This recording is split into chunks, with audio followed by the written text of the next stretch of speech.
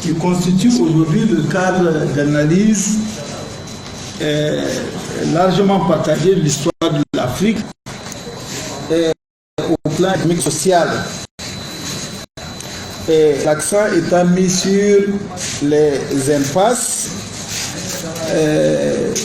dans le sous-développement, la pauvreté, les inégalités, etc. etc. Donc je peux éteindre ça.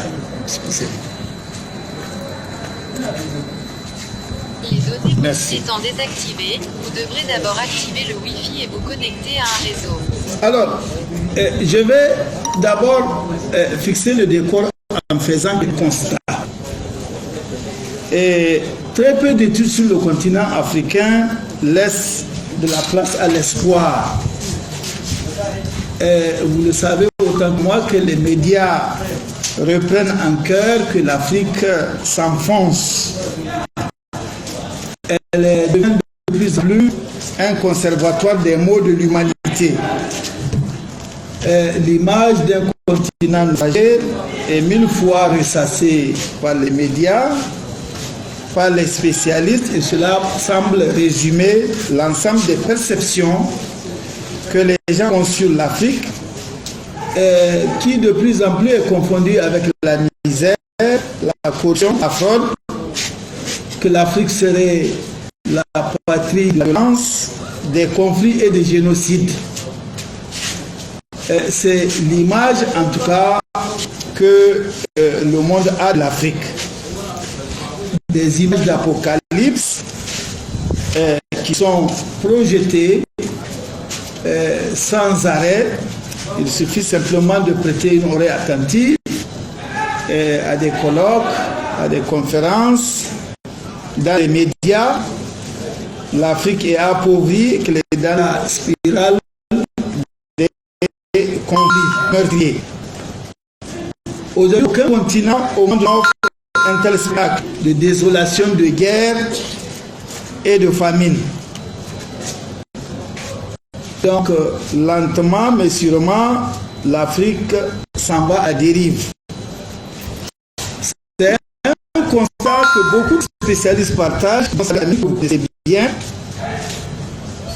qui disait que, je cite, si les années 60 avaient été marquées par un grand espoir de voir amorcer un processus irréversible de développement à travers l'ensemble de ce que l'on appelait le tiers-monde, et singulièrement l'Afrique,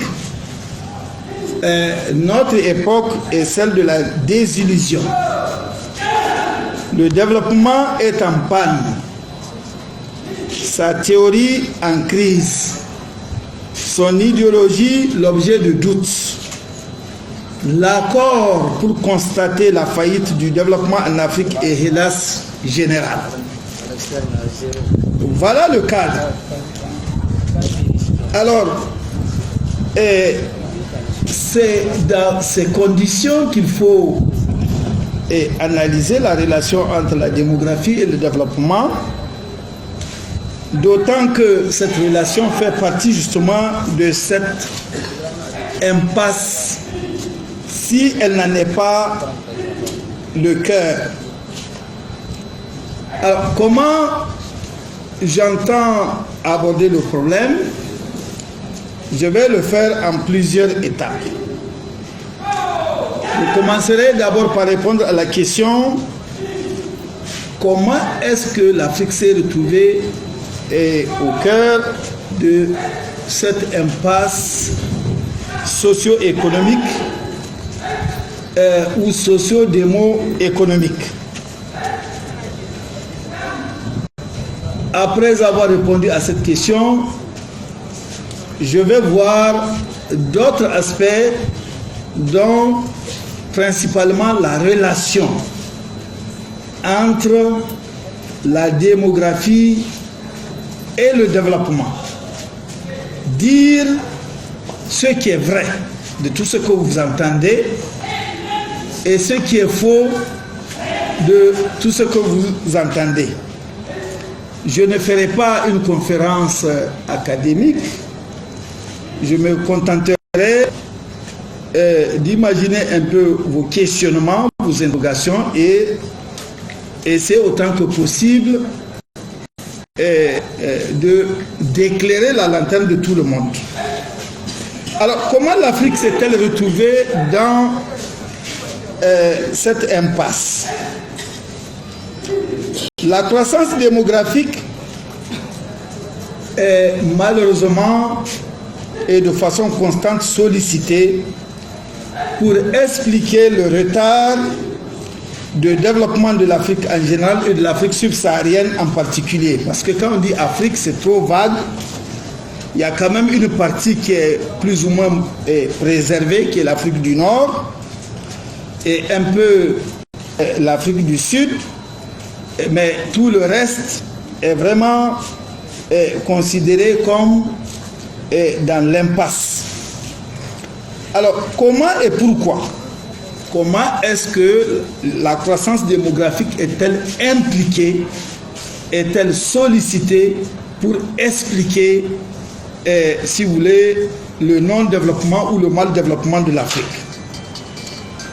Parce que l'Afrique est le seul continent qui jusqu'en 2000, n'a pas entamé sa transition démographique. Son taux a régulièrement augmenté, passant de 2,1% en 1950-1955 à 3% en 1980-1990, alors qu'il est en déclin dans le reste du monde. Deuxièmement, parce que la population subsaharienne, qui fait 1,05 milliard en 2017 et 1,1 milliard en 2021, a été multiplié par près de 5 fois entre 1960 et 2020, contre 2,7 fois pour l'ensemble de l'Asie et 3 fois pour l'Amérique latine. En pourcentage, elle fait 14% de la population mondiale contre 7% en 1960.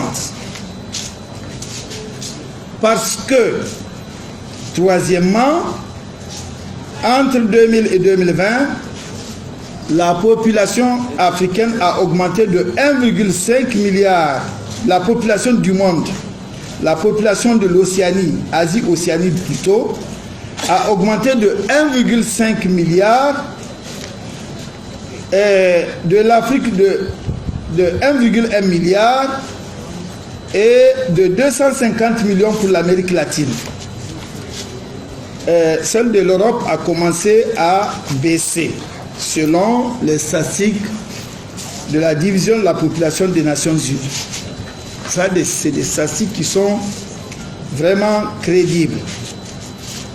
Parce que, quatrièmement, pour les années à venir, et ça, on est dans les projections, les démographes prévoient que la population de l'Afrique sera de l'ordre de 2,49 milliards de personnes en 2050. Parmi les pays les plus peuplés au monde, le Nigeria occuperait la 3e position avec 401 millions 315 000 habitants, soit largement devant les États-Unis, mais derrière la Chine qui occupera la 2e place et l'Inde qui sera la première puissance démographique du monde avec 1 639 176 000 habitants. Cette croissance démographique, et c'est la 4e ou 5e raison, est due à la structure par âge de la population africaine et au taux de fertilité, ou ce qu'on appelle en jargon démographique, indice synthétique de fécondité des femmes qui sont en âge de procréer. Donc il y a 2 vecteurs qui alimentent ou qui expliquent l'accroissement rapide de la population dans les perspectives qui se présentent très bientôt, c'est-à-dire dans 30 ans ou dans moins de 30 ans. Par âge médian, on entend plutôt l'âge qui divise la population d'un pays en deux groupes numériquement égaux, l'une des moitiés plus âgée que l'autre. Et par taux de fécondité, on entend le nombre moyen d'enfants par femme en âge de procréer au cours de sa vie, soit entre 15 ans et 50 ans. Alors, si on avait la possibilité de projeter, on peut voir la comparaison avec d'autres continents. L'âge médian fait seulement 19 ans en Afrique, contre 27,6 ans en Asie, 38,9 ans en Europe, 26 ans en Amérique et une moyenne mondiale de 28 ans. Nous sommes à 19 ans. L'indice de fécondité dans le monde, alors qu'il est de 4,67 enfants par femme en Afrique, il est seulement de 2,34 pour l'Asie, 1,45 pour l'Europe, 2,37 pour l'Amérique latine et une moyenne de 2,55 enfants par femme dans le monde. Donc l'Afrique a l'âge médian le plus faible et le taux de fécondité le plus élevé du monde. Ce qui est tout à fait logique donc que sa population croît plus vite que les autres. Voilà, si vous voulez, les réalités sur la croissance démographique. Alors, la situation dans le reste du monde, il faut aussi en parler. La situation démographique de l'Afrique contraste évidemment, comme je viens de l'indiquer, avec celle du reste du monde. Son taux d'accroissement naturel augmente ou reste encore très élevé, mais les démographes anticipent un retournement vers la fin du siècle. C'est-à-dire même en Afrique, les taux vont se retourner selon les prévisions qui sont faites eu égard aux politiques qui sont mises en place. Deuxième élément par rapport au reste du monde, c'est que depuis le début du 3e millénaire, la tendance est à la stabilisation de la population du tiers-monde dans son ensemble. Mais en Afrique, elle a une tendance haussière. Troisième élément à souligner, c'est le signe, cette baisse, cette tendance à la baisse ou à la stabilisation dans les pays du tiers-monde est le signe d'un début de transition démographique. C'est-à-dire le passage des taux de mortalité et de natalité qui s'équilibrent à des taux faibles à l'instar des pays développés.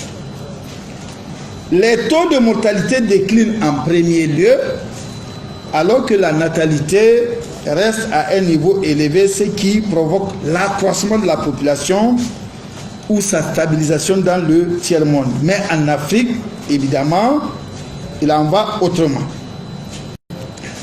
Voilà donc, si on compare ce que l'on obtient par rapport, si vous voulez, aux données, sans rentrer vraiment dans l'analyse.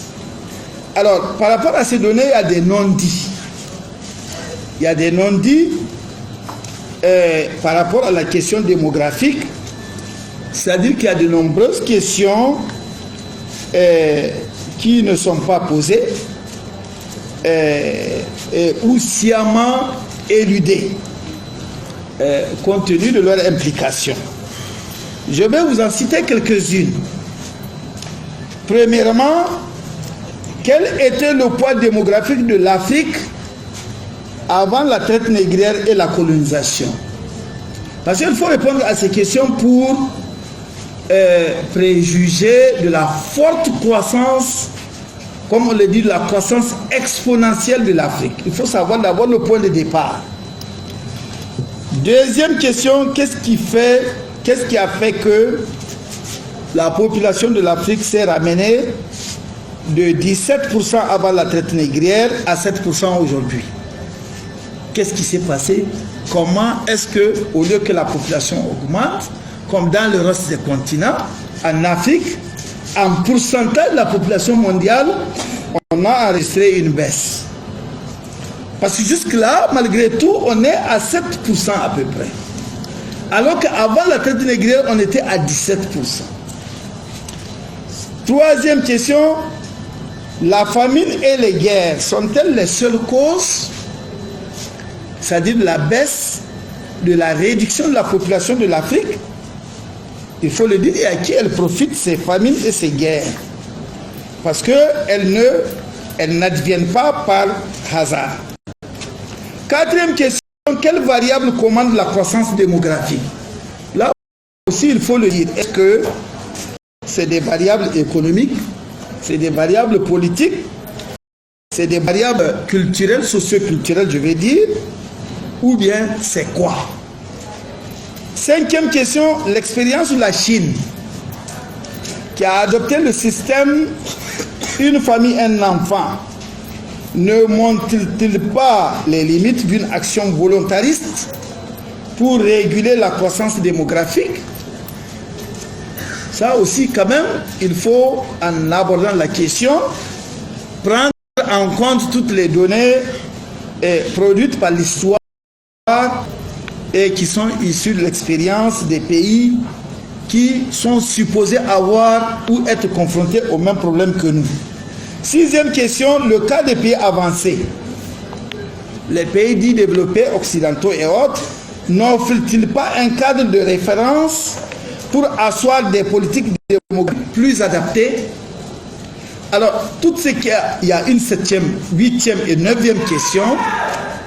La septième, si on doit aller dans le sens recommandé par le dividende démographique, on va revenir sur le débat. Est-il évident que la croissance démographique serait vouée aux gémonies, comme c'est le cas à présent? Huitième question, quelle est la réalité de la relation entre croissance démographique et développement? La croissance démographique est-elle vraiment un frein au développement économique et social en Afrique en général et au Niger en particulier? Neuvième et dernière question, quelle suggestion peut-on faire pour sortir du piège actuel? Alors, pour sans donner des réponses à ces questions, puisque moi je ne les ai pas, ou j'en ai très peu, ou c'est des réponses personnelles, je pense que pour bien comprendre la question, il faut recadrer le débat sur le développement. Puisque comment on peut dire ça, l'Afrique est coincée, j'allais dire, parce qu'elle est dans une situation de sous-développement, et pour l'expliquer, on revient à sa population, c'est-à-dire à la croissance de sa population. Mais au juste le développement même, qu'est-ce que ça signifie? Le débat sur le développement est actuellement biaisé. Parce qu'on a restreint le sens du développement en lui donnant un contenu uniquement matériel. J'en veux je peux me justifier en avançant 4 preuves. Les politiques d'ajustement, les stratégies de développement appliquées en Afrique, au bout des dernières, par exemple le programme d'ajustement structurel, politique d'ajustement structurel, avait pour objet de réorienter le développement vers cette finalité. C'est-à-dire vider le développement de toute sa substance pour ne maintenir que le contenu matériel.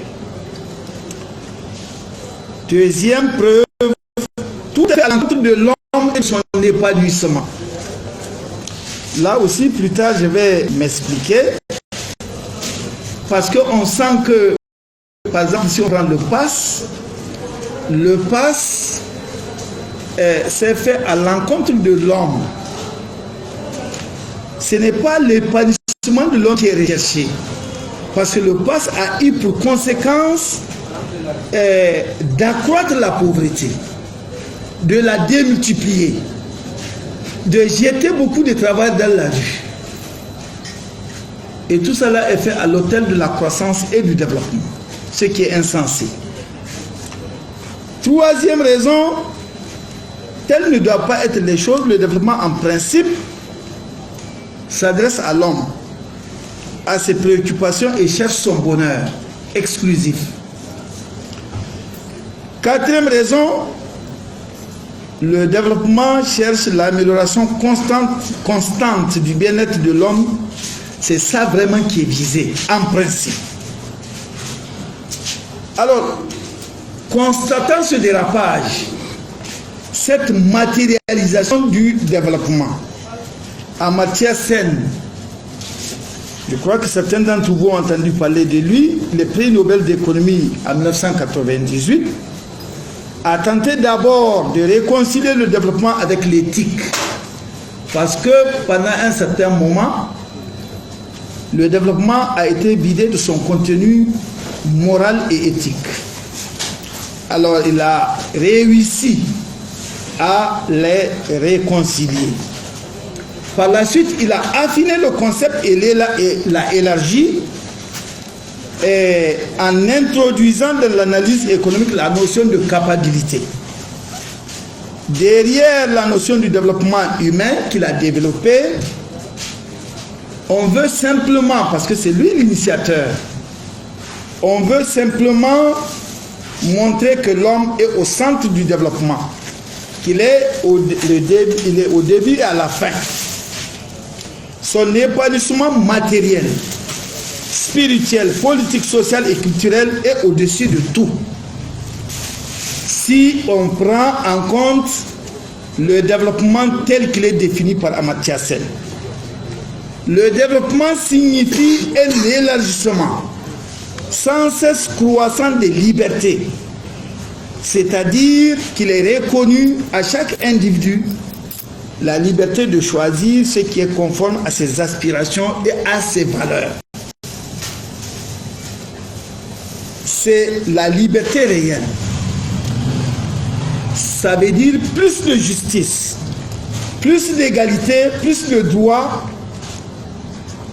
dont notamment le droit à la parole, le droit de vote, le droit d'entreprendre sans subir la moindre contrainte. C'est ça le développement tel qu'il est entendu aujourd'hui, et non de l'économisme, faire une sorte de culte à l'économie en vidant le développement de sa substance. Alors, la conséquence de ça, c'est quoi?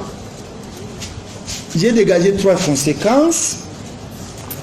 C'est que s'il est vrai que l'homme est au centre du développement, qu'il est au début et à la fin du développement, alors il est absurde de chercher le développement en supprimant, en restreignant ses libertés. Deuxième chose, conséquence, dire qu'un pays ne se développe pas parce que sa population est trop nombreuse, c'est en quelque sorte insinuer qu'il pourrait se développer en éliminant une partie de sa population. C'est-à-dire la population qui est en